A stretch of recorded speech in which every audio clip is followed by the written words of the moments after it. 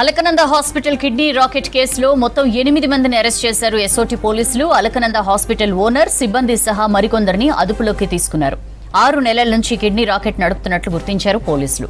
Case విచారణ రిపోర్టును ప్రభుత్వానికి అందజేశారు అధికారులు. ఈ రాకెట్లో ఎల్బీ నగర్ కు చెందిన పవన్ తో పాటు ఢిల్లీకి చెందిన డాక్టర్స్ ఉన్నట్లు గుర్తించారు. బెంగళూరు, చెన్నైకి చెందిన వారు డబ్బు ఆశ చూపి ఇతర రాష్ట్రాల నుంచి అమ్మాయిలను తీసుకొచ్చి కిడ్నీ మార్పిడి చేస్తున్నట్లు ఐడెంటిఫై చేశారు. అలకనంద హాస్పిటల్ కిడ్నీ రాకెట్ కేసులో మొత్తం 8 మందిని అరెస్ట్ చేశారు ఎస్ఓటీ పోలీసులు. అలకనంద హాస్పిటల్ ఓనర్, సిబ్బంది సహా మరికొందరిని అదుపులోకి తీసుకున్నారు. 6 నెలల నుంచి కిడ్నీ రాకెట్ నడుపుతున్నట్లు గుర్తించారు పోలీసులు. కేసు విచారణ రిపోర్టును ప్రభుత్వానికి అందజేశారు అధికారులు. ఈ రాకెట్లో ఎల్బీ నగర్ కు చెందిన పవన్ తో పాటు ఢిల్లీకి చెందిన డాక్టర్స్ ఉన్నట్లు గుర్తించారు. బెంగళూరు, చెన్నైకి చెందిన వారు డబ్బు ఆశ చూపి ఇతర రాష్ట్రాల నుంచి అమ్మాయిలను తీసుకొచ్చి కిడ్నీ మార్పిడి చేస్తున్నట్లు ఐడెంటిఫై చేశారు. డీటెయిల్స్ తెలుసుకుందాం. ధనరాజ్ మనతో లైవ్ లో జాయిన్ అవుతున్నారు.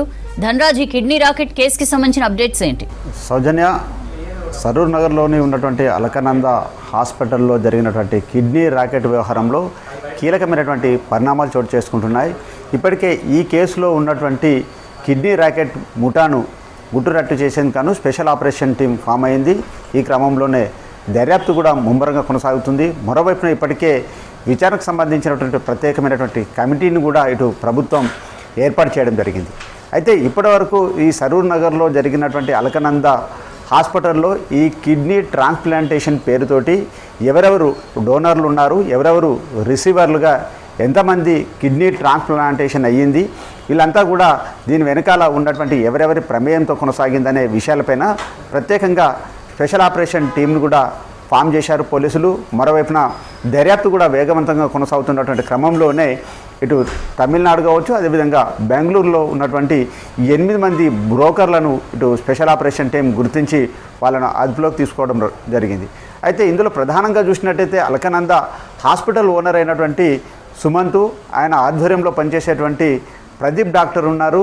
అదేవిధంగా మొత్తం దీనికి సంబంధించినటువంటి వ్యవహారాలన్నిటిని కూడా ఇటు ప్రదీప్ ఆధ్వర్యంలోనే ఈ బ్రోకరేజ్ సంబంధించినటువంటి అంత డీల్ కుదుర్చడము, అదేవిధంగా రిసీవర్ అండ్ డోనర్కు మధ్య 55 లక్షలకు సంబంధించి ఒక్కొక్క కిడ్నీ ట్రాన్స్ప్లాంటేషన్ వ్యవహారంలో ఈ డీల్ కుదుర్చడంలో ఈ ప్రదీప్ అనే వ్యక్తి కీలకంగా పనిచేశారు. అదేవిధంగా పవన్ అనే ఒక డాక్టర్ కూడా ఈ కిడ్నీని ట్రాన్స్ప్లాంటేషన్ చేయడంలో కీలకంగా మారాడు. ఇతను పరారీలో ఉన్నాడు. ఇతను విదేశాలలోకి పారిపోయినట్లుగా కొంతవరకు పోలీసులు అనుమానిస్తున్నారు.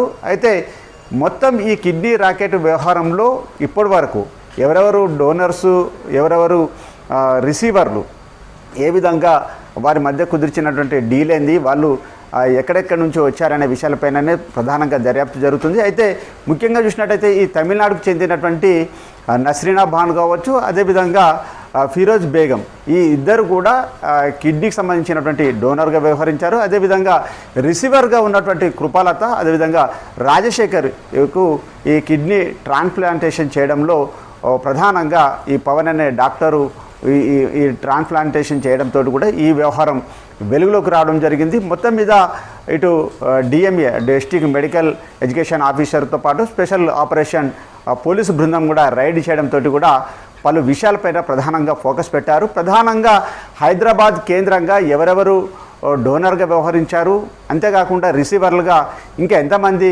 ఈ అలకనంద హాస్పిటల్ ద్వారా కూడా కిడ్నీ ట్రాన్స్ప్లాంటేషన్ జరిగిందనే విషయాలను మొత్తం బయటపెట్టేందుకు గాను ఒక విచారణకు సంబంధించినటువంటి ప్రత్యేకమైనటువంటి కమిటీ ఏర్పాటైంది.